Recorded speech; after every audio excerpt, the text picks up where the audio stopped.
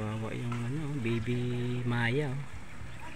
Nalaglag yata to sa pugad ng ina niya. Ayan, yung isa namatay tuloy, naapakan dun sa gasibo.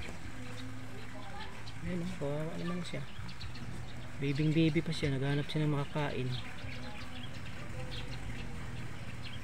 Ayan, kawawa talaga. Baby Maya. Mamamatay din yun pag hindi yan nakita ng nanay niya.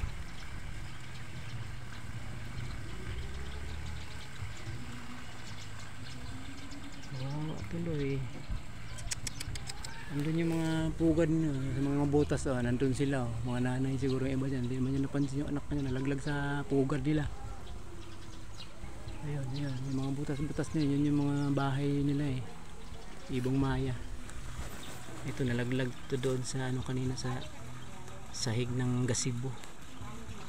Napansin ko yan yung isa na apaka na, namatay na.